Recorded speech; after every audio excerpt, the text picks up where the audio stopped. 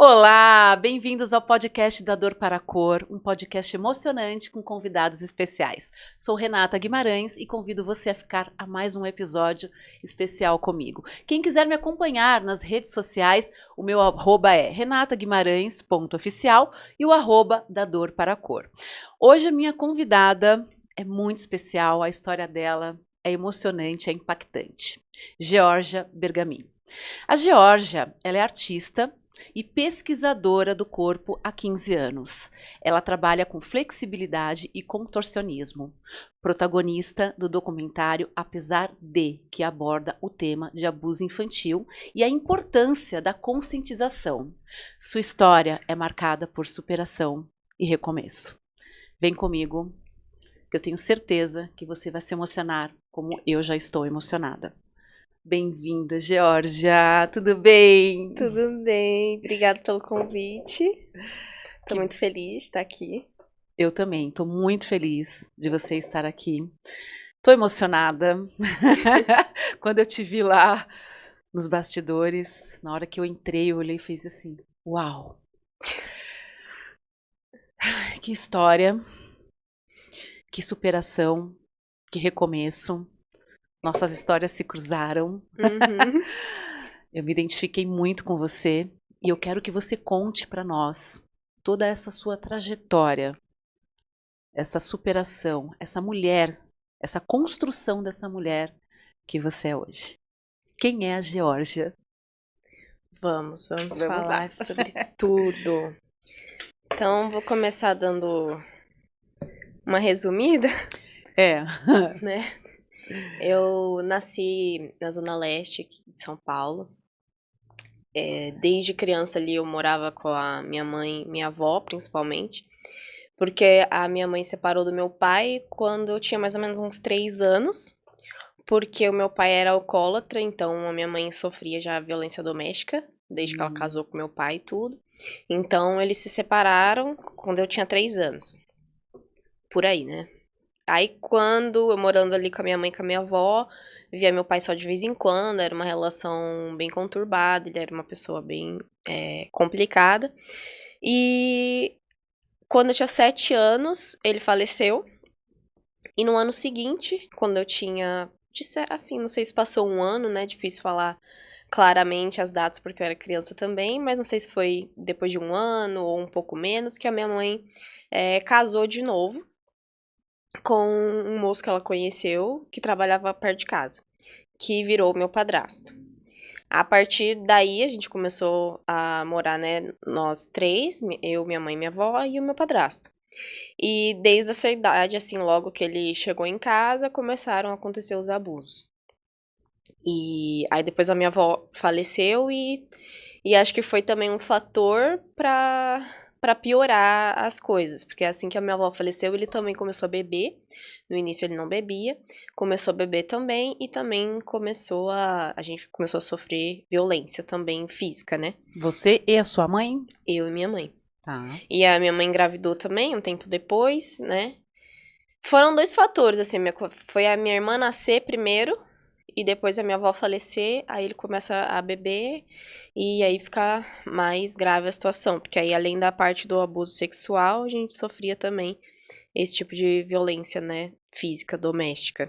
Tá. E dali pra frente foi um terror, resumidamente, quando eu tinha 11 anos, que eu não aguentava mais os abusos, ele era muito obsessivo, então essa coisa assim de brincar com outras crianças, deixar eu fazer as coisas, nunca queria deixar eu fazer nada, porque até então ele mandava em mim como pai, né? Você percebia que ele achava que você era posse dele? Completamente. Tanto que quando eu fui, né, mais pra frente, conseguindo me livrar um pouco disso, era visível como ele ficava inconformado com isso, né? Que eu não aceitava. E aí me perseguia de outras formas, né? E quando eu tinha 11 anos, eu tentei me matar também por causa disso. Né? Não sei se eu vou falar essa palavra. Mas eu tentei me suicidar porque eu não aguentava mais, assim, tanto de sentir uma solidão, porque eu sentia que se eu falasse para as pessoas não ia adiantar em nada. Uhum. Pelo próprio histórico, assim, né? Porque acho que a criança, ela vai percebendo. Então, eu ia percebendo pelos traços das coisas, pelo como a minha família, né, tios, tias e tal, como eles reagiam. É, em sempre, assim, saber que ele bebia, mas, assim, pareceu que não se importavam. Aí eu comecei a ficar uma criança mais fechada, mais rebelde e tal. Então, o olhar era sempre voltado pra mim, porque eu era uma criança esquisita, porque eu... Então, isso já não dá vontade na criança de contar, porque ela sabe que provavelmente ninguém ia contar. E ninguém tinha o Ninguém ia se interesse importar. também de entender o seu comportamento, né? Porque existia algo diferente com o seu comportamento. Sim. E aí eu te pergunto, você acha que as pessoas imaginam e não querem problema? Ou não passa pela cabeça? Porque existem sinais. Uhum. O seu comportamento já era um sinal. Sim. Eu acho que existe os dois casos, mas no caso da minha família, eu acho que era de simplesmente não perceber mesmo, assim, de É.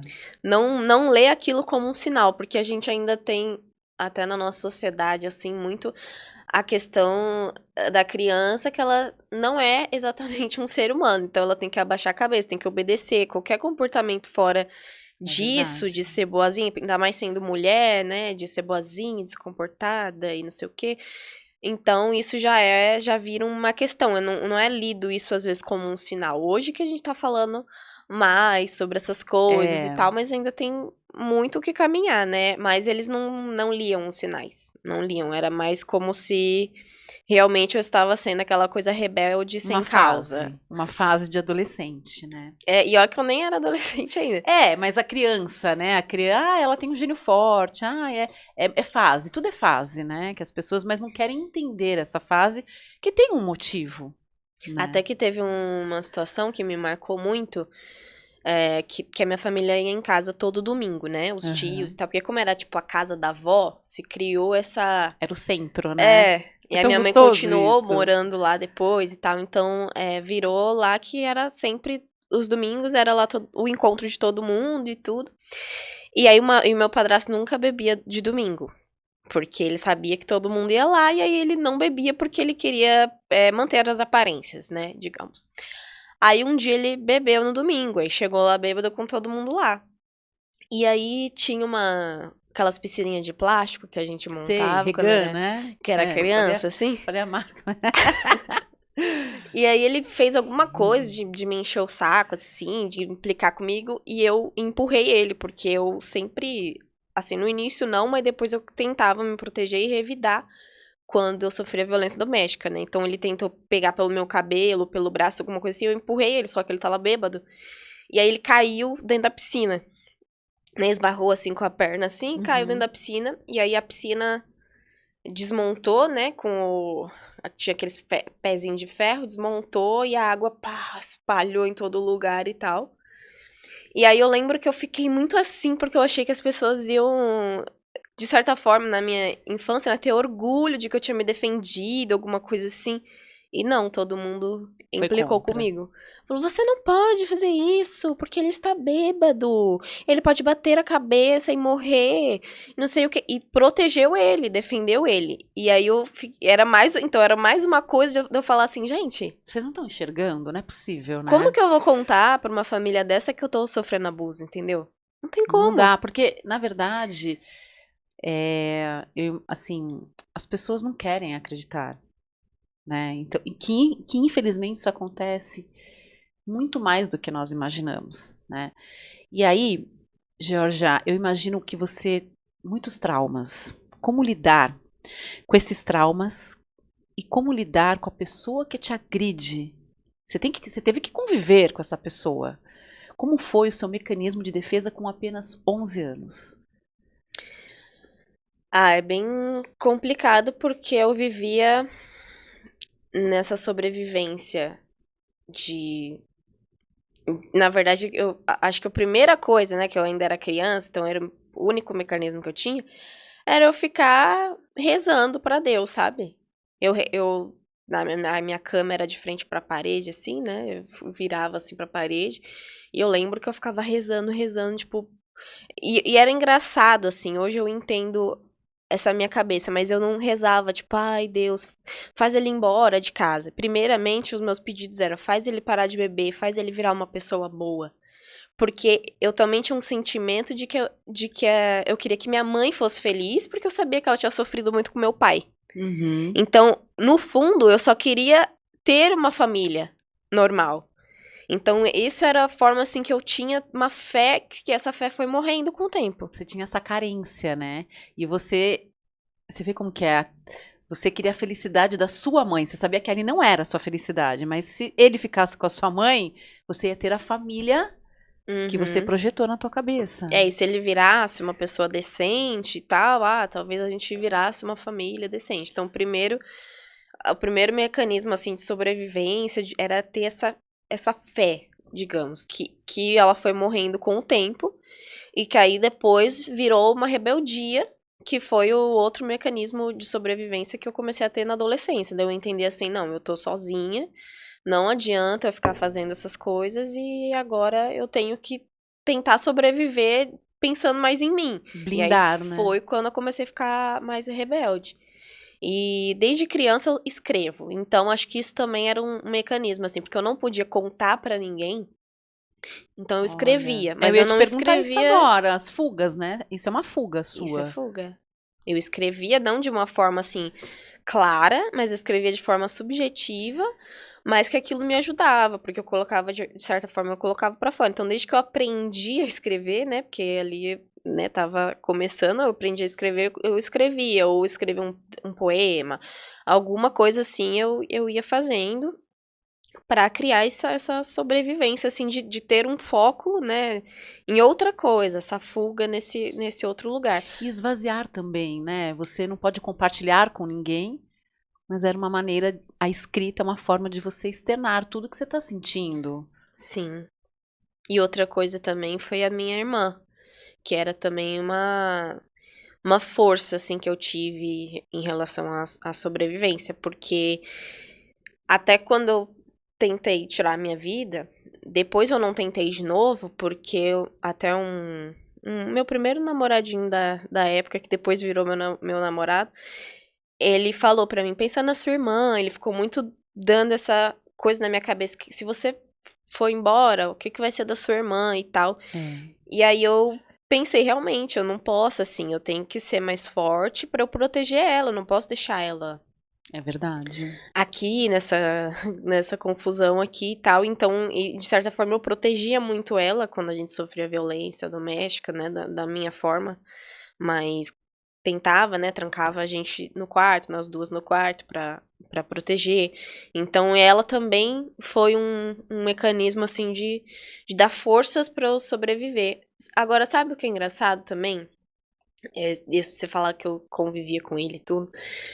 Eu tenho até um texto, de quando eu era adolescente, que fala do amor e do ódio. Porque de certa forma, no início, eu tinha, não sei se dizer amor, né, mas eu tinha um sentimento positivo por ele. Então era ter que lidar com a coexistência desses 2 sentimentos, do amor versus É um ódio, porque conflito, né? é um conflito, porque ele, querendo ou não, ele entrou num lugar de pai que já era um buraco. Então era aquela dualidade, aquela confusão do tipo, ai, era pra ele ser meu pai, e ao mesmo tempo eu odeio ele por todas as coisas que ele faz. Então era ainda quando eu era criança, era uma relação muito conflituosa, né. Sim, eu imagino. E assim, na verdade, você me falando, talvez não era um amor por ele, e sim pela figura masculina, que é a figura que dá Que eu gostaria segurança, que que ele você fosse, né. projetou isso naquela pessoa. Na verdade, ele foi o band-aid da carência masculina que você projetou, né? Então fica um conflito. Poxa, mas eu queria que ele fosse o meu pai, mas por que ele está fazendo essa maldade comigo? Né? Imagina uma criança de 11 anos ter que ter lidar com esse conflito e essa maturidade, porque você, no final das contas, você fez um papel de proteção da sua mãe, da sua irmã e Foi. com você ao mesmo tempo, uma criança. Isso te afetou de alguma maneira? Acredito que sim. Sim, demais. Eu tive que amadurecer, digamos assim, muito rápido, né. Isso é. E de coisas que foi até pra vida adulta, assim, né? Porque depois eu também fui pro Rio de Janeiro sozinha, né? Aos 19 anos eu fui morar lá. E você acaba crescendo muito rápido e crescendo muito sem suporte. É, verdade. Então é muito solitário, você tem que se virar, assim, tá jogada no mundo, você tem que saber ali se lidar com as coisas sozinha. E isso eu vejo que mexeu na minha vida adulta no sentido de, você tem que dar conta de tudo sempre. Essa cobrança. Então era agora sim, né? Faz uns anos assim, mas ainda tento trabalhar muito essa coisa da cobrança, porque é como se eu sempre, assim, tá tudo certo, faço um monte de coisa e tal, mas aí sempre parece que falta. Que falta. Que E eu essa tenho que cobrança fazer mais. exaustiva, né? Porque ela consome a gente. Sim. E, na verdade, assim, até um tempo atrás, eu ainda tinha um sentimento, até alguns anos atrás, assim, uns 5 anos, por aí. E hoje eu ainda tenho um pouco com a minha irmã, mas eu tô tentando lidar com isso melhor. Que é a coisa da proteção. Tipo, eu tinha na minha cabeça, quando eu era criança, adolescente, até no início da vida adulta, assim, que eu tinha que salvar elas e que eu era responsável por fazer a minha mãe um dia ser feliz. Que eu tinha Nossa. que fazer ela enxergar as coisas e que eu tinha que, sei lá, e coisas que eu fiz mesmo, né? Quando eu fiquei independente financeira, que eu fui morar no Rio e tal, eu trabalhei, juntei dinheiro por mó tempo pra conseguir pagar uma viagem pra nós três, pra levar ela lá pro Rio, levar ela nos lugares turísticos e tudo. Então eu fiz todo um planejamento, porque, tipo, eu tenho que fazer ela andar de avião, porque ela nunca andou, e levar ela pra viajar, porque ela merece ter um pouco. Só que isso é muito doido, porque às vezes você quer isso, mas a pessoa não é o momento da pessoa, sabe? Eu sei bem como é isso. É você que projeta, né? Isso, você acha que isso pode ser uma forma até de controlar? Você é controladora? Porque a pessoa, assim, quem passa por algum trauma sofre muitas sequelas, né? Por exemplo, hipervigilância. Uhum. Você fica desconfiada de todo mundo que vai querer se aproximar de você. E o controle. A Geórgia, até os 19 anos, quando ela se tornou a independente, ela teve esse processo? Porque isso é uma proteção, né? Que você fez com a sua mãe, com a sua Tem. irmã. Eu vejo essa coisa do controle. Em alguma, não em tudo, mas em algumas coisas. E era períodos, assim. Às vezes eu tinha com uma coisa e às vezes eu tinha com outra. Por exemplo, controle da questão até dessa coisa do trabalho, da carreira e tal. Tudo tem que sair como eu planejei, que envolve um pouco o lance da cobrança, e eu tenho que ter aquele controle ali. Aí, em relacionamento, não sei se Que eu já impacta em tive essa coisa de, relacionamento, de né? controle. Eu acho que eu fui mais controlada pelos outros do que Ah, é? É. Alguma pelos coisa vai refletir, né? Baixa autoestima, você ser controlada, não ter postura, posicionamentos, né? Você sentiu tudo isso em relacionamentos afetivos? Porque um relacionamento afetivo já é difícil. E uma pessoa que Uhum. tem um histórico, né, uma ferida aberta, eu acho que é mais complicado. Como que foi lidar com isso? Você se permitir. Os relacionamentos que eu tive foi engraçado porque cada um foi numa fase diferente, né, que eu tava. Teve um na adolescência, depois lá no Rio. Então, nenhum deles seguiu um padrão, sabe? Tipo, eu tenho um padrão assim, assado de relacionamento. Repetições. Foram com pessoas completamente diferentes, com situações completamente diferentes. Então, eu tive um relacionamento mais positivo, ou que eu achava que era positivo na época, e que depois, hoje, eu olhando, falo, não, isso aqui tava meio estranho. Que também naquela época a gente não tinha tanta noção do que era É, abusivo, o que não era, tudo tem mais. isso. Mas eu vejo, não em todos, mas a maioria, uma baixa autoestima sim.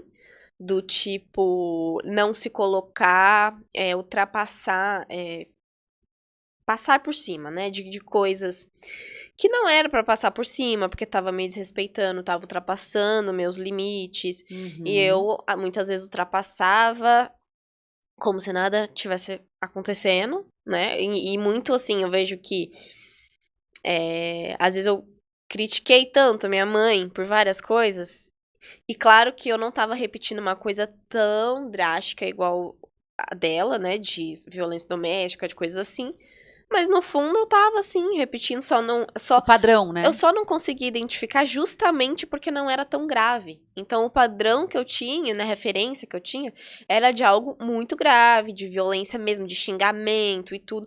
Mas, às vezes, o relacionamento abusivo, as manipulações, nem sempre elas têm xingamento, elas têm uma. Às vezes é Ai, você é sutil. feia, você é isso. Exato, às vezes é uma coisa sutil que vai aumentando e quando você se Uhum. percebe, você já está dominada por aquilo, você perde a sua identidade, né? Você falou, a minha mãe, ela passava por algo mais grave, mas eu acho assim, não importa se é grave ou menos grave, a partir do momento que há, né, um abuso, uma ofensa, um julgamento, um preconceito, é grave. Não existe, Sim. eu não vejo assim. Lógico que tem assim também aquela coisa física, que aí vira um ciclo. Aí você tem que acordar e ter coragem, porque também não é fácil, né, Georgia? Você viu a sua mãe passando, a sua mãe também é uma vítima. Uhum, A sua com irmã certeza. também é uma vítima.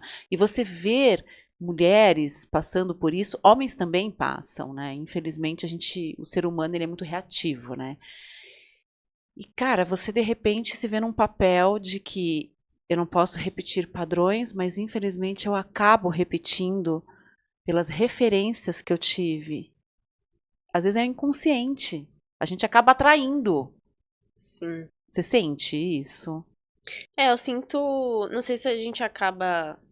Não sei se eu usaria a palavra atraindo, mas eu acho que pela identidade que você fica, né? Que você usou essa palavra, a gente pode usar assim, pela identidade, pela personalidade que você fica ali por causa dos abusos, essa coisa da autoestima, você acaba permitindo, porque até. Por que eu não uso a palavra assim, atrair? Porque até hoje vem.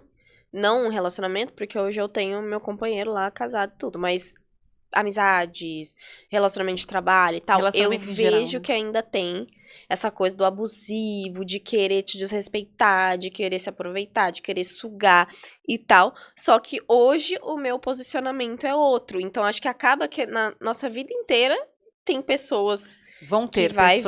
pessoas. A partir do momento que você vai se posicionando, talvez chegue um momento que eu arrase, sabe, mantenha uma postura tão assim que É. ninguém ousa tentar qualquer coisa Acho que assim. você já blinda, né? Assim, eu acho muito legal isso, ter postura. Acho que a gente acaba um pouco atraindo quando a gente fica muito passiva mesmo. Muito pensando agora assim, eu mais nova, como eu era, como eu me portava, como. Eu acho que você já tem uma aparência mais vulnerável, assim. E tipo, ai, você E você quis quer ser ser mais aceita? Você sente boazinha. que você queria ser aceita? Uhum. O ser boazinha talvez esteja também relacionado com a aceitação do outro, a validade do outro. Tanto que depois que eu mudei, assim, em- não só em questão de relacionamento, como também a questão das amizades, assim, eu fiquei, basicamente, dá pra contar na mão, assim, as Seletiva, amizades, né? entendeu? Porque as pessoas, a partir do momento que você não dá mais o que elas querem e tudo, elas se afastam. Quem não é amigo mesmo de verdade, só tava sugando ali de alguma forma, acaba Porque não afastando, né? surge mais efeito. Não vai mais surgir efeito. Então, para que ficar onde não surge mais efeito? Próximo, entendeu? E você fica desagradável também. Fica, porque você fica mais seletiva, você aprende a falar não, colocar limites. E isso Aham. acaba. Colocar limites é você ter uma postura de falar até aqui. Daqui para cá, não. Eu não tolero mais. E isso Sim. você teve desde criança, né? Você teve que colocar limites. Mas era uma criança que não era vista, que não tinha credibilidade. Infelizmente, é isso, né? E aí me fala, a sua história é tão. Nossa, eu tô aqui, você tá falando, eu quero chegar logo na parte do esporte. Ah, sim. Ah, porque a gente tá falando em fugas, né? Existem fugas saudáveis e fugas não saudáveis, dois caminhos. Fala pra mim qual foi o caminho que você fez, né? Que você decidiu e que seguiu a sua vida, que aí sim começou a vida da Geórgia como contorcionista, trabalha, né, com a pesquisa do corpo, que eu achei isso muito legal, pesquisa do corpo. Uhum. Como que foi esse processo seu do esporte? Para qual fuga que você foi? O skate foi a minha fuga, né? Quando eu fiz ali uns 12, 13 anos. Que eu vi um menino que era da minha escola descendo a rua assim de skate e pedi pra ele me ensinar. No início ali, né, quando eu queria aprender, acho que tava muito nessa fase de skate, tinha um programa de skate na MTV, então tava tudo nessa fase É verdade. do skate tá em alta. Então eu, quero aprender a andar. Eu nem me ligava que naquela época, hoje em dia tem muito mais mulheres, né, andando de skate. Que é muito legal isso, Aham. né? Mas na Antigamente era um época preconceito. Eu andava. era muito preconceito, era falado que era coisa de menino e tal, e não tinha realmente muitas meninas, então eu nem ligava pra isso, eu simplesmente queria andar de skate e tal. Ele começou a me ensinar, aí logo depois eu implorei pra minha mãe comprar um skate pra mim, que era um usado lá que um menino tava vendendo. Aí ela comprou, e aí eu falei, não, agora eu quero andar de skate. E eu me entreguei pra aquilo, porque aquilo também me tirava de casa. Então eu ficava na rua andando de skate, eu ia pra pista com os meninos e tal. E ali eu encontrei uma alegria. Quando eu tava na rua andando de skate, quando eu tava focada ali em dar a manobra, aprender a manobra, eu não nem lembrava o que acontecia em casa, sabe? Eu ficava presente ali naquele momento. Legal. Então, isso foi uma válvula de escape, assim, que na rua, e eu ia andando com os meninos longe, assim, quando eu penso hoje, eu falo, gente, a gente andava muito, mais de uma hora, porque a gente não tinha dinheiro. Então, a gente ia andando, aí a gente ficava com sede, entrava num bar, assim, num boteco, e pedia água da torneira. Nossa, e tudo bem, né?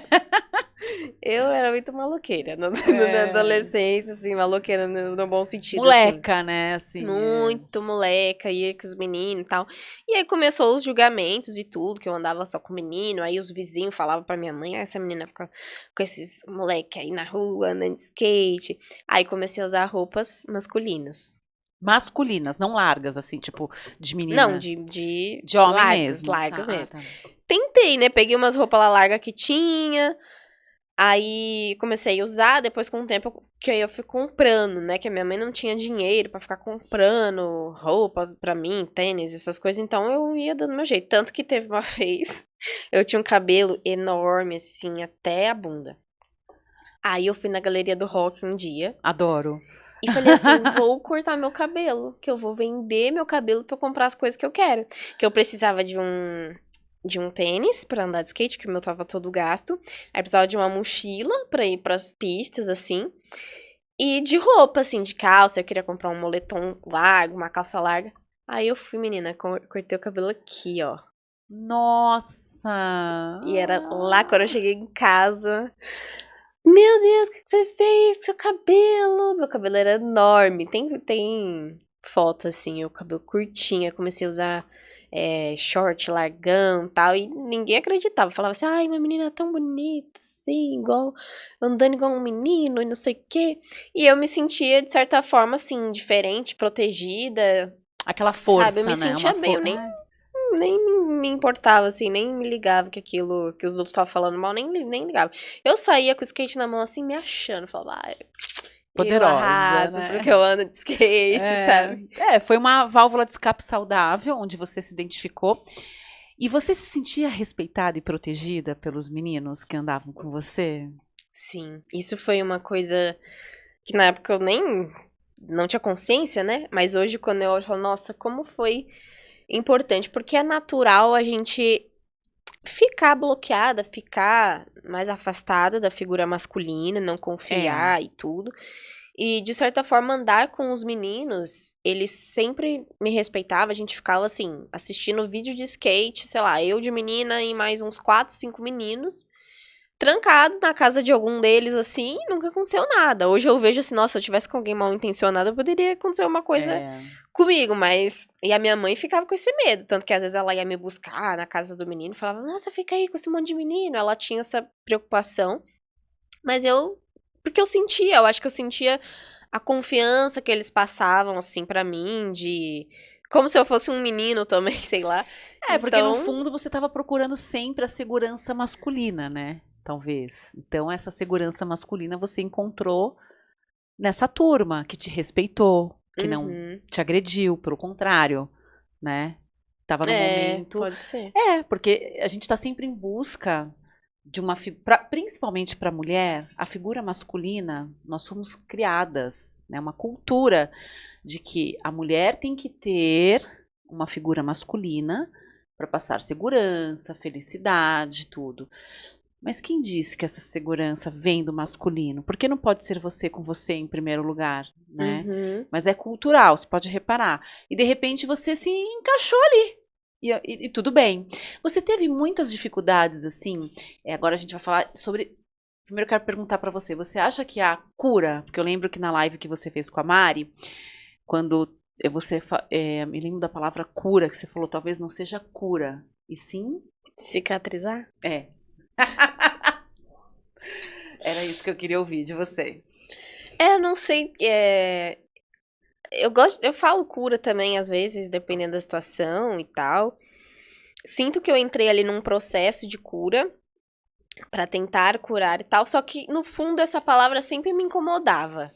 Porque eu pensava assim, cara, não vai ter como curar completamente, assim, você vai, né, igual a gente falou, acho que foi nos bastidores, né? Foi. Ressignificar, atravessar, a gente vai criando ali isso de atravessar toda a história e superar, transformar aquilo em outra coisa. Até o ponto, né, eu tinha uma coisa que uma vez me veio um insight que eu guardo muito forte, que é que eu tinha que tornar a minha vida grande, maravilhosa, de um jeito tão potente que tudo aquilo que eu vivi lá atrás ficasse muito pequeno, sabe? Porque eu vivi aquilo, sei lá, dos meus 7, 8 anos até o momento que eu saí de casa com 18, 19 anos, né? Contando a parte da violência doméstica. Nossa. Beleza, tem esse período. Depois desse período, eu tenho muita vida pela frente até eu ficar velhinha. Então, esse pedaço de vida do resto, eu tenho que fazer ficar muito maravilhosa, me nutrir das coisas que eu gosto, realizar os meus sonhos. Então, eu me dediquei muito a isso. Você olhou pra frente, né, Jorge? Tipo, foi uma coisa assim de também não me conformar. Assim, não vou me conformar que eu vou ficar assim, não vou me conformar que o que ele me causou me derrube.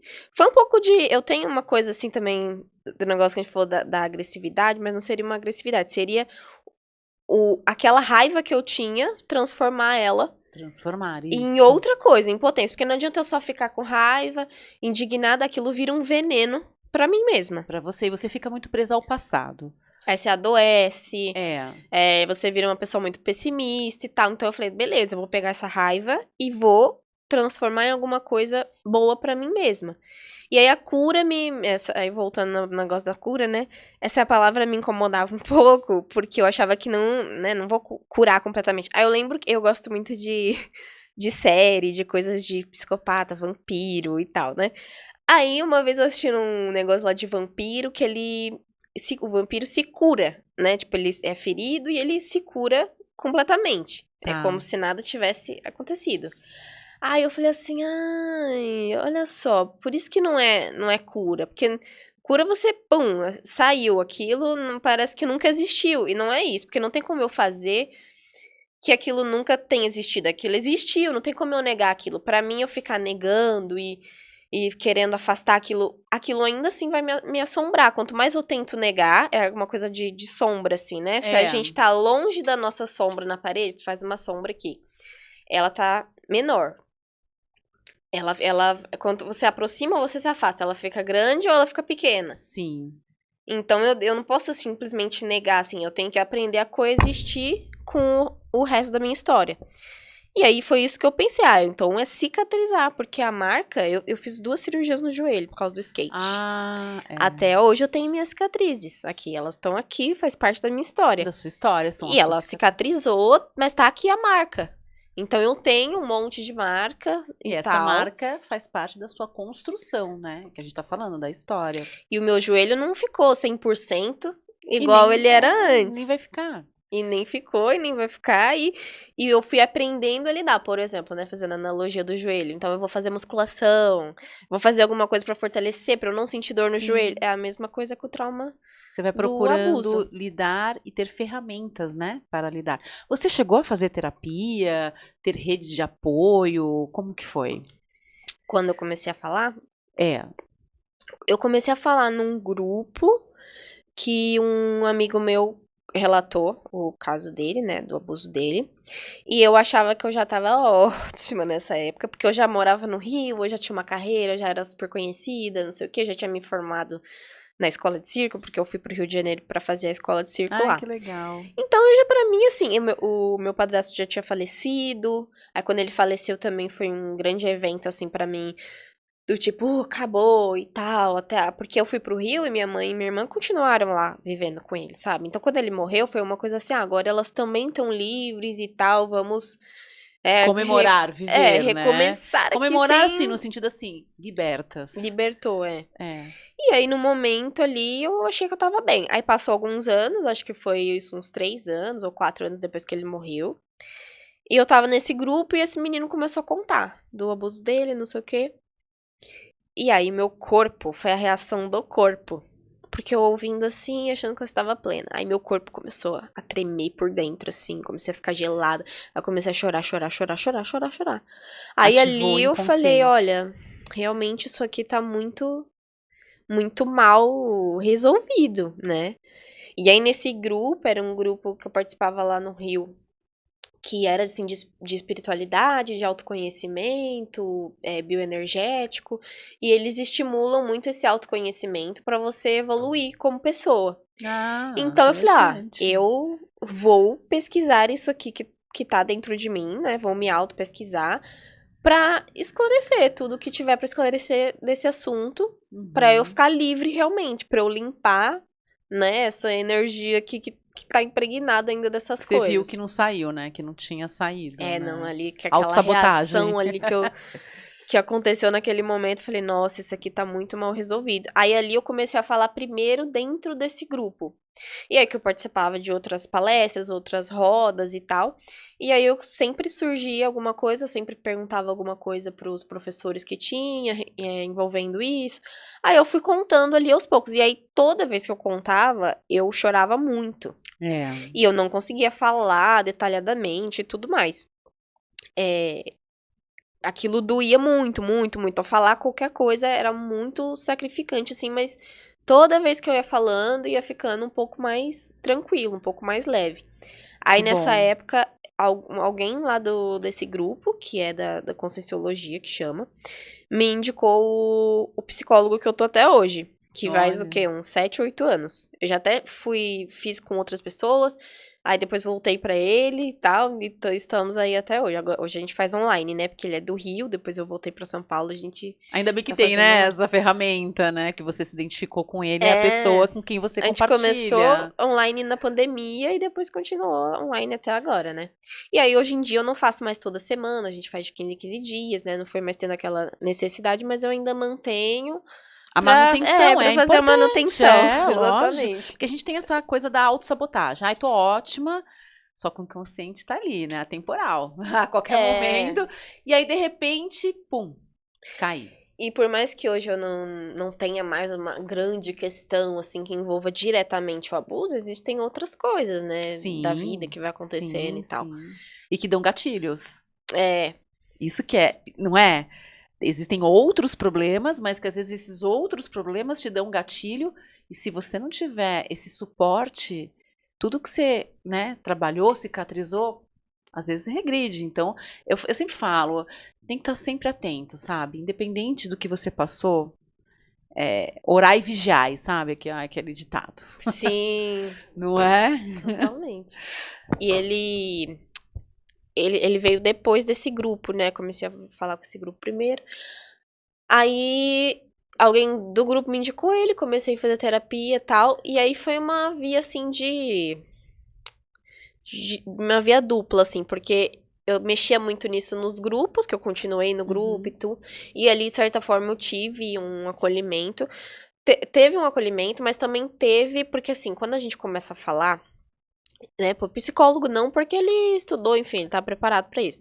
Mas pra pessoas, às vezes, que querem ajudar, mas elas não sabem, porque a sociedade em si, ela não sabe lidar com um testemunho de uma pessoa que passou abuso. Às vezes Existem ela... tabus, né? Primeiro que é muito engraçado, né? Eu até li um livro que chama O que estamos falando quando falamos de estupro. E aí ela relata no livro que quando você vai falar sobre o seu caso, às vezes você diminui, assim, faz o negócio ficar menos tenso pra preservar a pessoa que você tá contando. Porque você começa a contar e você vê que a Nossa. pessoa, não sei o que, já começa a ficar assim, aí você tenta defender essa pessoa, poupar essa pessoa daquilo que você quer contar. Então é engraçado, né? Porque depois, quando eu li o livro, eu falei assim, nossa... Gente, eu nunca tinha parado pra prestar atenção nisso. Você falando, eu fiquei imaginando a cena. E realmente é. É exatamente isso. Ah. Você fica ali, pô... Tanto que até no documentário eu falo isso, né? Que eu falava assim, eu fui abusada, fui abusada, fui abusada. E aí chegou um momento que eu comecei a estudar sobre as coisas, assim, e tal. E eu vi lá que, por lei e tudo, quando acontecia penetração e não sei o que não era mais abuso, era estupro. Então aquilo deu um choque, porque eu falei assim, gente, então eu não fui... não tô na classificação do abuso, eu tô na do estupro. E aquilo foi um choque, porque eu ainda falo assim, abusada e tal... Mas, na real, muitas crianças, não só eu, né? A gente às vezes vê uma notícia, uma manchete, não sei o que, a criança foi abusada. E às vezes ela não foi abusada, ela foi estuprada. Igual teve uma notícia que saiu esses dias que falava assim, o fulano enganava a mãe, né? Pra manter relações sexuais com a criança. E aí você fala assim, gente, não é uma relação sexual. Nossa. Porque não tem consentimento, isso é um estupro. Mas até as próprias É o ato, manchetes, né? a mídia, não fala as palavras certas de como deveria ser, né? Então, eu lembro que foi um choque, assim, eu dar o nome às coisas, sabe? Mas foi importante também pra processar o que de fato tinha acontecido. Pra você entender, né? Porque aí você começa a ter um direcionamento, né? Infelizmente, você começa. Georgia, eu quero chegar numa parte que eu acho que é fundamental. E eu olhando você, graças a Deus, eu vejo que hoje é uma mulher assim. Eu quero falar sobre sensualidade. A sua sensualidade. Porque geralmente as pessoas que passam, né, por abusos, no geral, elas acabam se bloqueando nisso. Ou tem vontade e acha que aquilo é errado ou não sabe lidar.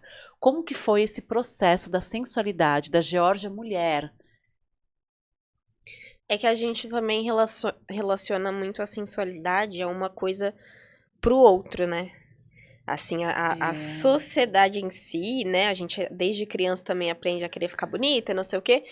E de certa forma é pro outro. Verdade. E aí você tem que também entender e separar que a sensualidade não precisa ser pro outro. E muitas vezes a pessoa também se trava, acha que é errado, assim como você falou, por causa disso. Porque eu vou ser sensual, vou usar ali a minha sensualidade e vou atrair olhares pra mim e que eu não quero atrair esses olhares porque eu vou estar me objetificando ou que eu vou estar vão estar, né, não eu, mas é sempre do outro, assim, vou estar me sexualizando, porque às vezes você vê, né, não precisa de muito, às vezes a gente só existe, basta você existir pra você ser assediada. Chamar atenção, É. né? Ou então alguém se sentir seduzido por você. Às vezes você só tá existindo e às vezes você não tá sensualizando, você só tá parada assim, ó. E uma pessoa se sentir seduzido por Ela você. já veio, Então, é muito mais assim, é separar o que é do outro e o que é meu também. Então, eu aprendi muito isso, assim, porque por muito tempo eu me sentia... Isso era um tema muito de terapia, inclusive. Meu psicólogo Conrado, que eu diga, que eu ficava assim, me sentindo mal por ter uma coisa que era minha, que eu vejo que é natural meu, assim, da sensualidade, ou E sem ser de... vulgar, né, Georgia? não é uma coisa assim, eu vou seduzir todo mundo. Mas muitas vezes eu percebia que eu nem tava fazendo nada, que eu só tava existindo e a pessoa estava sendo seduzida por mim. E não era uma coisa que eu estava fazendo. Se eu quiser, eu faço de propósito. Sim. Se eu quiser, eu sei que eu tenho Você tem o poder. pra fazer de propósito. Mas não era o caso, sabe? E aí eu fui entendendo que, não, gente, não tem nada a ver. Eu estou sendo machista comigo mesma de achar que isso tem a ver comigo. E não tem. É separar o que tem a ver com o outro e o que tem a ver comigo. É sobre o outro, é o que ele está projetando, é o que ele, na cabeça dele, às vezes, sei lá, a pessoa, geralmente, né, tem, aí gira outro assunto, assim. Aí a mente vai longe, a gente né? tem uma cultura que é muito também pornificada. Sim. Então, você já ser mulher, e você, sei lá, se arrumar, sair bonita, não sei o que, muitos homens vão achar que é porque você tá fazendo pra chamar a atenção dele. E é o que você falou, geralmente é sobre o outro, não é sobre você. E às vezes a gente acaba se privando disso, porque fala, ai, né, não vou provocar. Mas quem disse que você tá provocando? Por que eu não posso ter liberdade de colocar o que eu quero? Colocar um batom vermelho? Entendeu? Eu tomo alguns cuidados, assim, no sentido até por trabalhar com contorção e sexualidade, contorção e flexibilidade, porque é uma coisa muito sexualizada. Então, eu tomo muito cuidado, assim, com o ângulo que eu filmo e de colocar uma coisa bem séria, assim, de trabalho. E mesmo assim, às vezes eu recebo um comentário ou outro sem noção, mas é bem pouco comparado ao que eu sei que existe por aí, assim. Mas eu tomo muito cuidado com o ângulo, com a forma que eu vou abordar ali, porque, além de tudo, é uma coisa que é muito sexualizada. Então, eu tomo esse cuidado, assim, por exemplo, alguma posição que tá com a minha bunda pra cima. A pessoa não vai focar no contexto. Ela vai falar, nossa, que bumbum maravilhoso que a Georgia tem. Nossa, como ela, né? Não vai prestar atenção na artista, que ali, o contorcionismo, a flexibilidade é mostrar a capacidade do corpo, né? Acho que vai muito além. E tem pessoas que já vão para um outro lado, mas aí é o que você falou, é sobre ela. A imaginação é dela. Sim. Gente, é muito louco. Só um minutinho. Aproveitando, pessoal, eu quero falar para vocês sobre a minha mentoria, Grandes Mulheres, Grandes Inspirações, que a Georgia vai fazer parte. Nós estamos falando sobre sensualidade. E sensualidade é algo que a gente tem que saber lidar, porque muitas mulheres se travam por vergonha, preconceito. Gente, nós não estamos falando de vulgaridade, e sim de se conhecer, se amar, se admirar. Quem quiser conhecer a minha mentoria Grandes Mulheres, Grandes Inspirações, terapia através da fotografia, me procura, me chama no privado que eu vou explicar. Voltando. Muito bom. Então isso da sensualidade é algo que me pega muito. Porque eu sou uma mulher grande, eu tenho estrutura grande, e às vezes eu quero usar uma saia, e se eu coloco salto, sobressai mais ainda. E aí eu fico preocupada, Georgia, com o que o outro vai falar. Ao invés de falar, eu estou me sentindo bem, eu vou sair assim. Então, eu vejo você uma mulher muito sensual, mas é uma sensualidade que é sua. Você não vai poder esconder isso. E sensual no bom sentido, uma mulher linda de dentro pra fora, em primeiro lugar, mas é uma mulher bonita, gente, não tem o que fazer, a não ser que você se tranque em casa. Usa não burca, existir, né? Ou usa burca, entendeu? Com respeito, mas assim, é muito louco isso, das pessoas julgarem você, né, às vezes. Hoje em dia, eu acho que a sensualidade também, ela não está só através da vestimenta, assim, do que você veste. Acho que é uma questão de como você se coloca, de como você se mexe. Eu não sei se também por causa da arte mesmo, de ter muita consciência corporal. Então, acho que e os movimentos, assim, da contorção são leves, são plásticos, né? São coisas que você tem que ter uma plasticidade ali pra acontecer. Então, eu não sei se isso também foi criando um corpo, uma personalidade minha que também exala uma sensualidade natural. Natural. Por causa dessa coisa do corpo mesmo, da relação que eu criei com o meu próprio corpo, assim. Porque mesmo eu usando, né, hoje eu tô com uma calça aqui super larga e tal, tô meio que tampada aqui. E mesmo assim eu sei que eu posso exalar essa sensualidade. Verdade. Então, eu acho assim, mesmo que você não... usa saia ou não usa, se você tá exalando, assim, uma segurança, uma sensualidade, não vai ser a saia Que vai... que vai... É da pessoa, né? Isso aí, não É tem... muito da pessoa. E o outro, assim, eu acho que quando as pessoas veem uma mulher, assim, mais segura e tal, e acho que incomoda. Incomoda. Então, sempre vai ter, assim, e aí, Um quando você comentário. se pegar pensando assim, não, ai, tô me sentindo mal. Porque eu também me sinto mal em algumas coisas, até que eu falo com o meu companheiro, assim, às vezes eu não saio tão bonita quanto eu gostaria, ou com alguma coisa que vai chamar muita atenção, desenhar muito meu corpo, porque aí não é uma questão da sensualidade, assim. Eu sei que eu vou exalar essa sensualidade, mas aí dependendo do lugar que eu vou, é muita coisa do lugar, né? Tipo, se eu sair muito desenhada, muito assim pro metrô, eu sei que eu vou ter que ficar lidando com olhares que vão ficar me sexualizando muito, e que aí eu Você vou não vai se ficar, sentir bem. não vou me sentir bem. Agora, dependendo do lugar, eu vou pegar um Uber aqui, vou descer ali e vou, sei lá, numa festa. E aí, tudo bem. Aí, tipo assim, eu sei que eu posso ficar, sabe, arrasante, que eu vou estar numa festa, tá todo mundo arrumado. Então, eu filtro, assim, essas coisas do lugar. Porque se eu for também num lugar onde tiver pessoas que estão Te olhando, né? Com uma aleatórias, que cada uma tá vindo de um lugar, tipo no é, metrô, aí eu falo, ah, não, pra quê que eu vou com ficar me olhares, estressando? né? Que a gente acaba... É isso que eu ia falar, porque a gente acaba...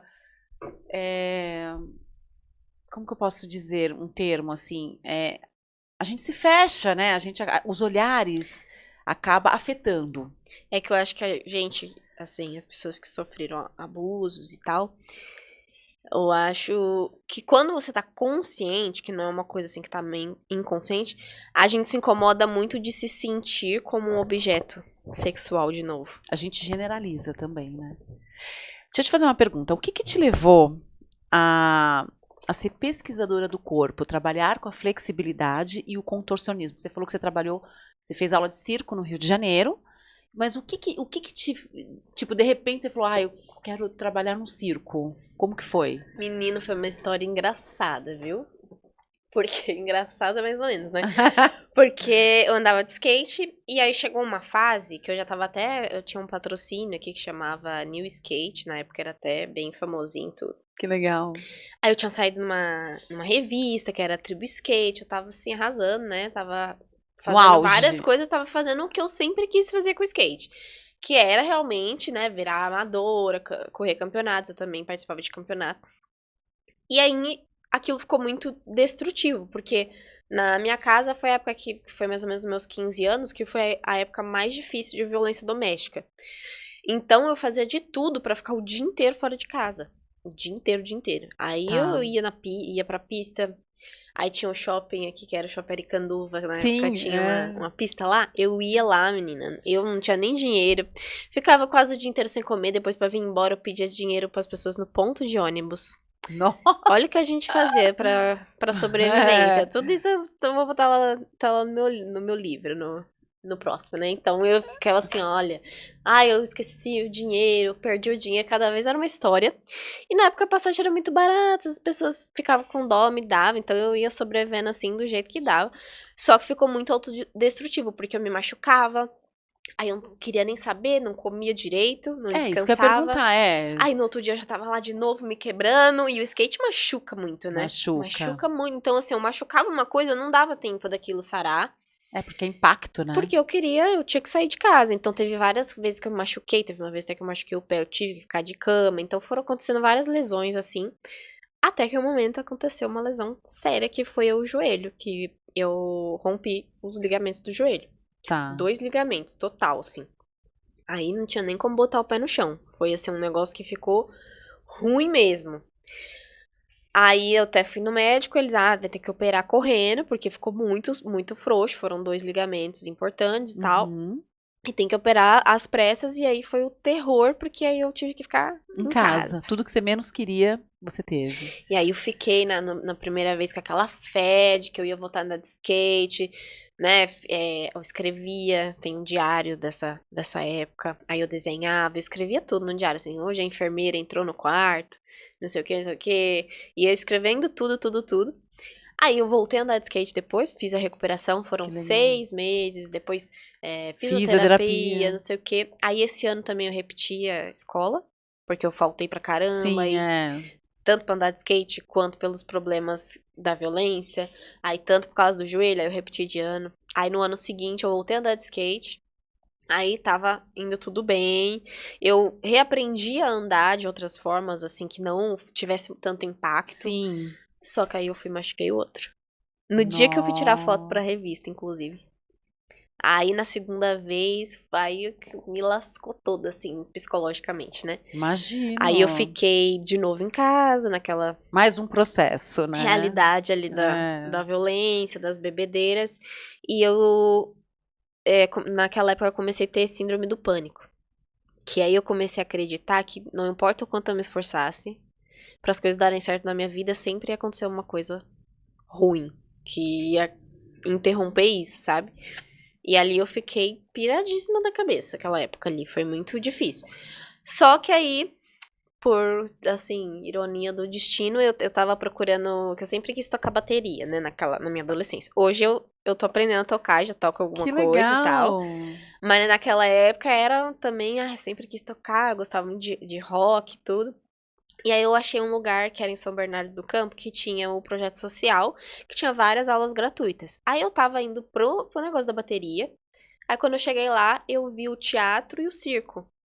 Aí eu vi lá todo mundo treinando no espaço, assim, de circo. Aí todo mundo, assim, me deu essa impressão que todo mundo lidava super bem com o corpo. Tinha uns meninos sem camiseta, as meninas de top. Super natural, assim. E eu olhei aquilo e falei, olha, ninguém fica sexualizando ninguém. E as pessoas ficam super de boa, né? Conversando e se encostavam também. Porque assim, no skate a Sem gente maldade, não se encosta. E é sem maldade também, E era sem né? maldade, era trocando ali as coisas. E aí eu achei aquilo interessante. Aí eu não entrei no circo primeiro, eu acabei saindo da bateria, entrei no teatro. Fiquei no teatro, fiz peça de teatro lá e tal.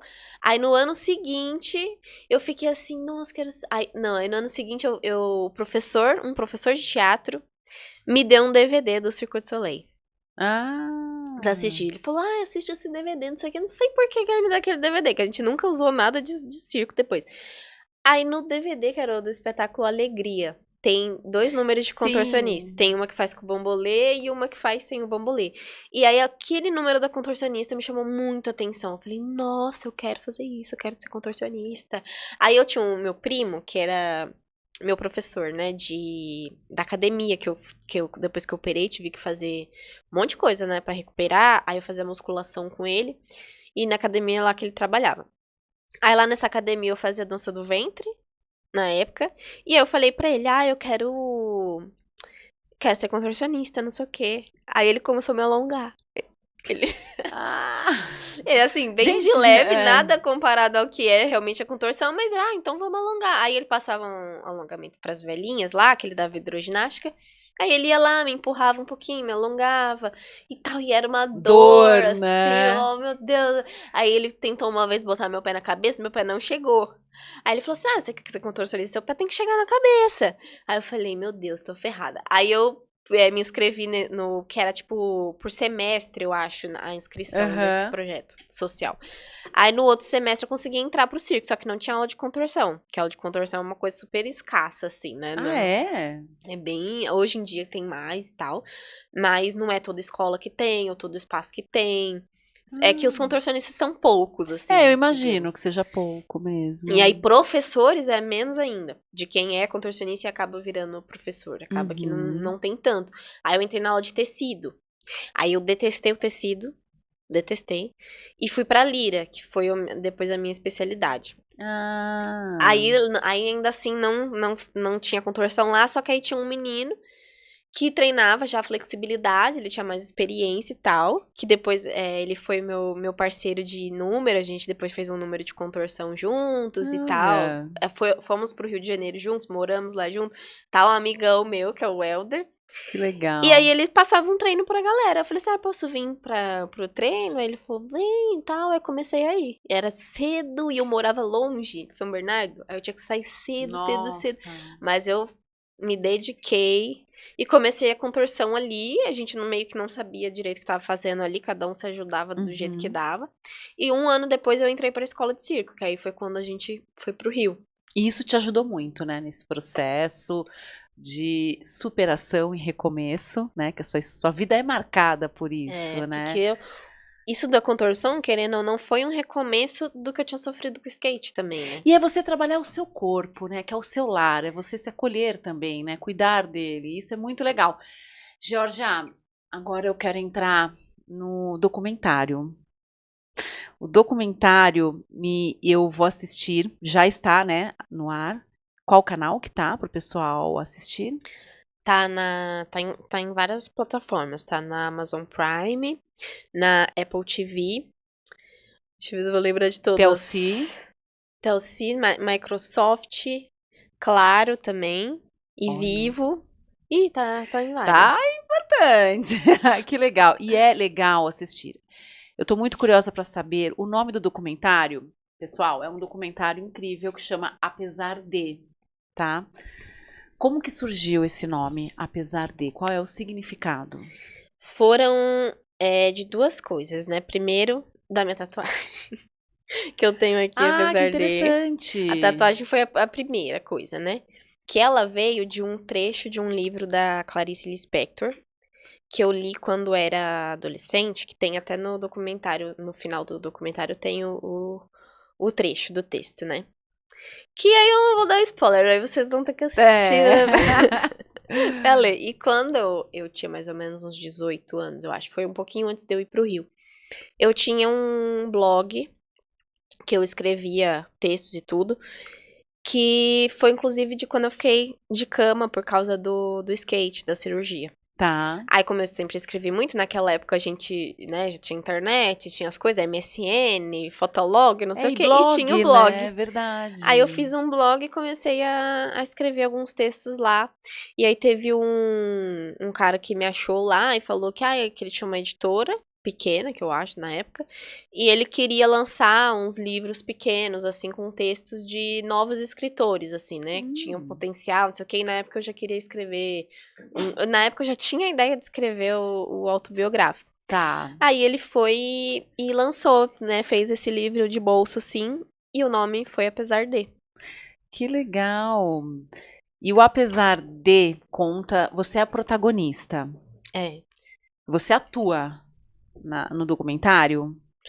Não atuo porque não é ficção, então não sei se diria atuar, assim. Tá. Mas Conta eu pra dou meus gente como que é depoimentos. isso, o O documentário. documentário, ele tem muitas filmagens da minha infância, porque a gente tinha muitas fitas que o meu padrinho filmava os Então aniversários você das acaba crianças. atuando, né, indiretamente. Porque mostra, né, lá, né, Mostra. você mesmo, assim, a realidade. A minha infância ali, e aí vai Legal. mostrando também, é interessante que vai mostrando essa mudança, né, do comportamento, de quando eu ainda estava começando os abusos, e depois quando eu vou ficando mais velha, dá pra ver nitidamente a mudança na Geórgia criança. Nossa. Fisionomia, o comportamento, tudo. Então foi um material muito rico, assim, eu ter esses vídeos, sabe? Com Pra certeza. poder ter ali no Pra documentário. mostrar, né, pra documentar. E aí tem imagens do circo, que aí conta essa história, conta esse projeto social onde eu comecei a contorção. Eu falo esse lance da contorção e a relação com o corpo, né? Isso. De você se... No skate eu era muito... Era aquela coisa da raiva, da agressividade, de colocar aquela raiva pra fora. Revolta, né? E a contorção já é a parte onde eu comecei a lidar diferente com o meu corpo, né? Conectar de novo com o corpo. Isso. Respirar, sentir, encostar, porque isso é engraçado, né? Mas muitas vezes, assim, a gente nem encosta no nosso Não se próprio conhece, corpo. né? Porque é aquilo que Não você presta falou, a gente tá atenção. prestando atenção no outro, né? É, A gente não presta atenção na gente. Quando a gente para pra prestar essa atenção, a gente fica surpreso até, né? E é tão bom se cuidar. Eu conversando com você, eu consigo imaginar a Geórgia antes e a Geórgia depois. E a Geórgia de agora, porque também é a Geórgia de hoje, né? A protagonista de um documentário que vai fazer muito sentido para muitas pessoas que passaram pelo que você passou, que vão entender, que às vezes também não querem entender, né? Elas. Uhum. E é um caminho, é o da dor para a cor, é o que a gente estava falando aqui. E quando você. Como que foi a sensação de você ver esse documentário? Aí a Georgia não é a protagonista, é a pessoa Georgia. Nossa, até hoje é. Às vezes a gente vai fazer alguma coisa assim, tipo roda de conversa e tal. A primeira vez que a gente foi pro Uruguai, que passou num festival lá. Antes de Olha, ser lançado aqui no Brasil, tava num festival lá. Aí eu assisti nesse dia, junto com o povo todo lá e tal. que massa. Nossa, aí foi uma sensação muito doida, assim, porque eu fiquei muito emotiva, porque você fica Revivendo, né? revivendo, reassistindo, e aí a parte mais difícil pra mim é ver a Georgia criança. Ali em tudo aquilo, né? Porque tem essa mudança, igual você falou, assim, e a Georgia de hoje é tão engraçado porque eu, antigamente, antes de colocar o abuso pra fora, de começar a falar sobre isso, que foi chorando muito até chegar no nível que eu tô hoje, de não me afligir mais falar sobre É. isso. Nossa, eu não falava, eu era uma pessoa super quieta. Hoje, quem olha assim, eu falando pra caramba, ou quando eu me incomodo, eu falo. E via eu lá atrás, falo assim, nossa, não, eu não era assim, não era comunicativa, não falava pra caramba, eu tava sempre vivendo no silêncio, assim. Então tem uma mudança grande nesse sentido, dessa Georgia do passado, dessa Georgia agora.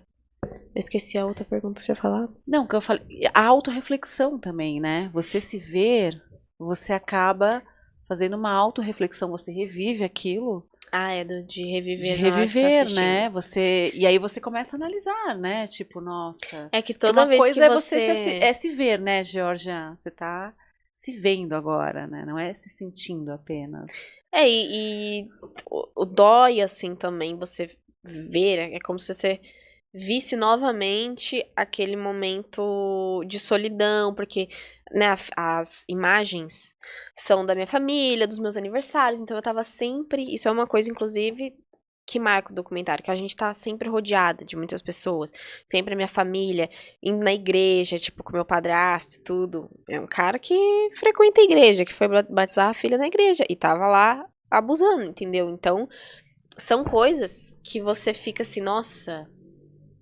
olha só, Como tipo, pode? como que ninguém tava enxergando que tava acontecendo alguma coisa? Então, das outras vezes, nas outras rodas de conversa, que sempre vai eu e a diretora do documentário. Então eu falo pra ela, ó, eu não vou assistir, vou ficar aqui. A hora que acabar a gente entra e aí conversa, porque aí eu me sinto mais tranquila pra Tranquila. depois, porque na roda de conversa sempre tem perguntas e não sei o que, então eu fico mais tranquila, não fica aquela coisa. Eu quero. Teve a estreia aqui em São Paulo. Você já assistiu inteiro o documentário? Assisti Tá. já umas 2, 3 vezes. Só que eu não quero ficar assistindo sempre. Cada vez que você assistiu foi um sentimento diferente, uma observação Foi na diferente? primeira vez que eu assisti, nossa, foi bem mais tenso. Aí na segunda foi menos e tal. Mas toda vez realmente você vê uma coisa diferente, assim. É. E também, assim, eu não gosto de ficar vendo muito porque. E aquela coisa da cobrança, né? Eu sempre falo assim, nossa, eu devia ter falado diferente dessa. Aí vem a Georgia detalhista, né? Que se E- cobra. Eu sei bem Inclusive, como que é isso. Eu sou assim também. Eu sou super analítica, detalhista. Chego a ser né? chata. Que eu tive, assim, muito cuidado também na forma de falar e tal, né? É. De como colocar as coisas ali.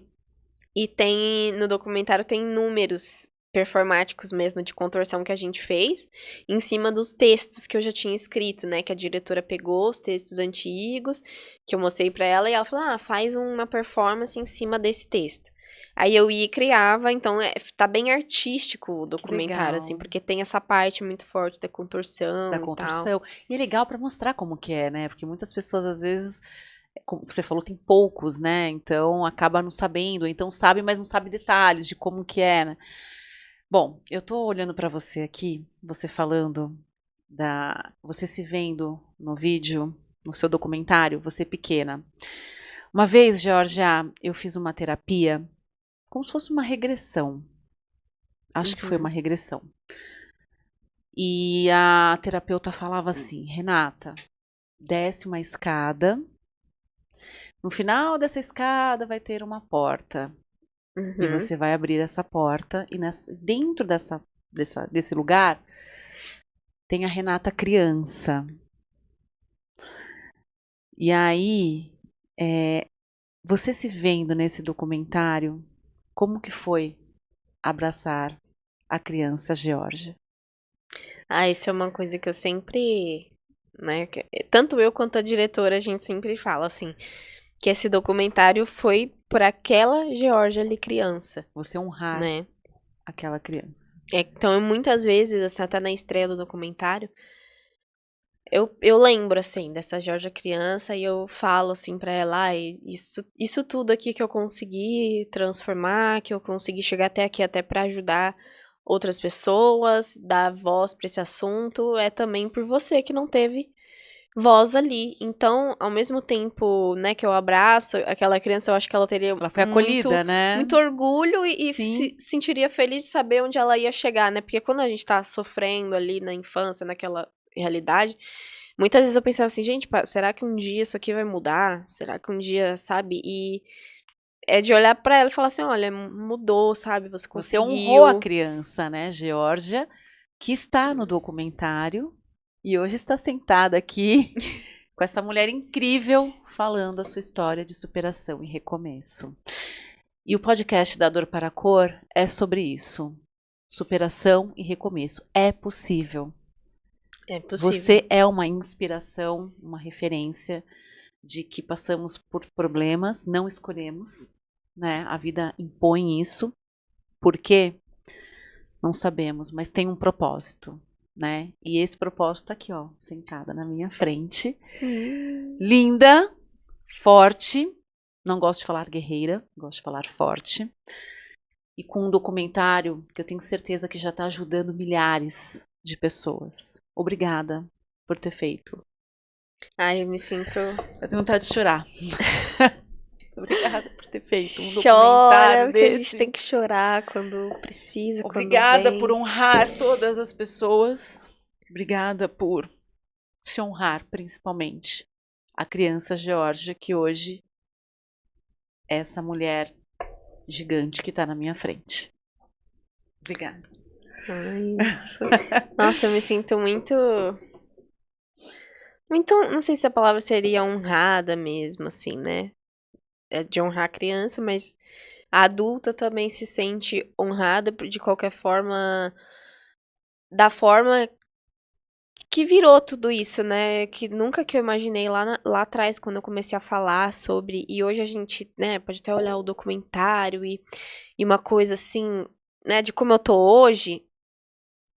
Mas o processo foi muito difícil. Eu sofri muito. Acho que a gente ia precisar de uns 10 podcasts pra falar de cada tópico, sabe? Nem o documentário, nem toda a conversa do mundo pode. Assim, acho que no livro talvez consiga expressar um pouco mais.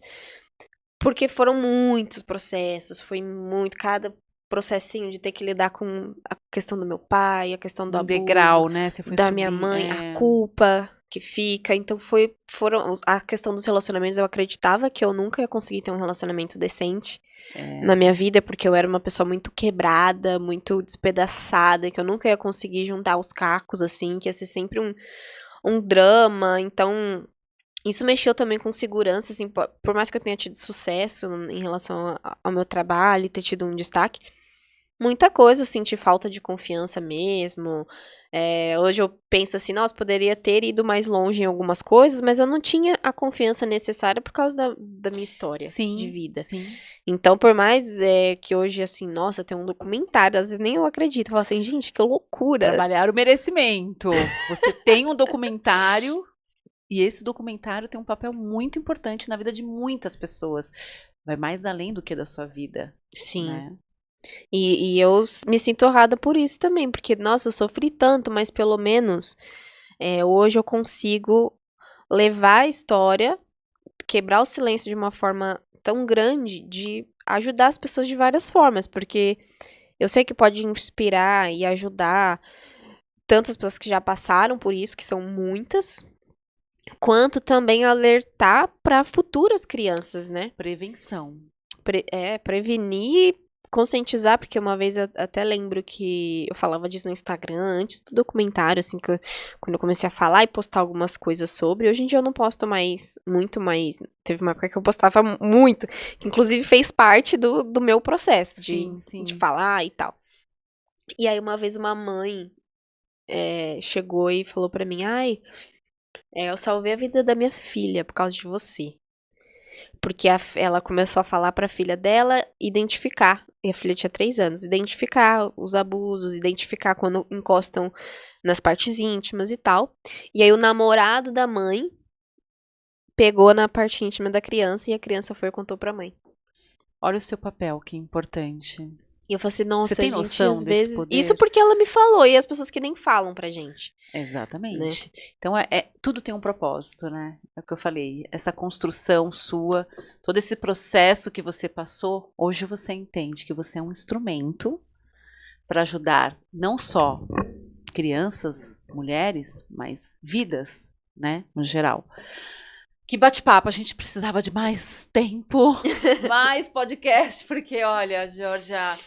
É muita coisa, né? Muita coisa. Eu tô encantada com a sua história. A sua história me fortalece, porque você é uma inspiração.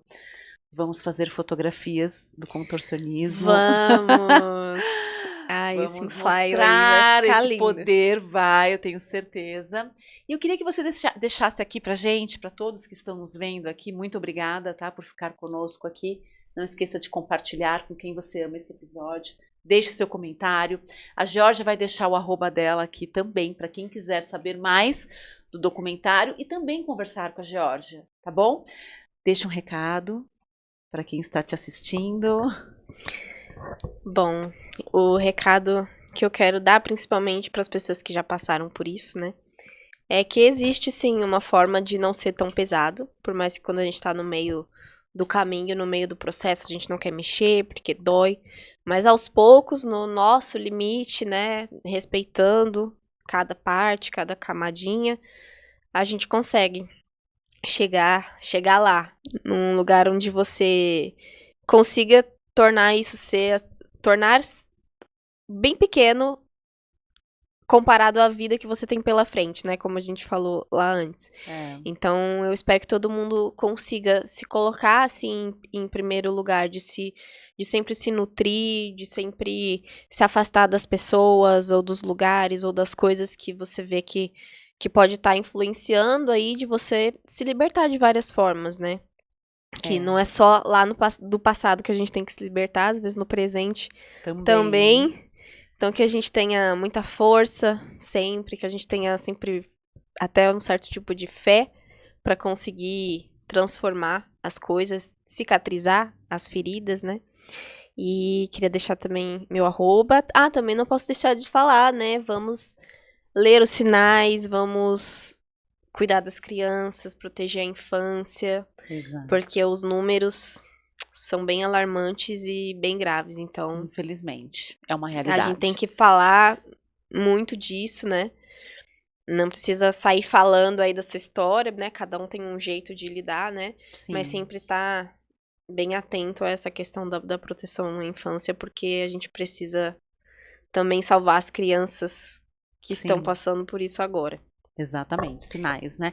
Qual que é o seu arroba? Meu arroba é Georgia Bergamin e o arroba do documentário é @doc.apesarde.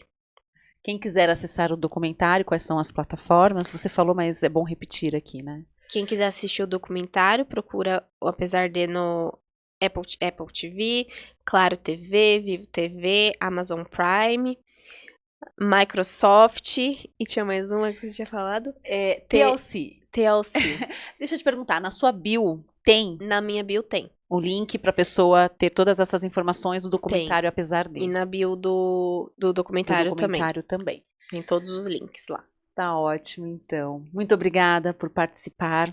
Obrigada a você pelo convite. Eu falo que eu sempre aprendo muito aqui, tá? Não só como a host do podcast da Dor para a Cor, mas em primeiro lugar um ser humano que está sempre em busca da sua melhor versão, e eu aprendo com cada fala. E frases que falam, eu pego para mim que faz sentido.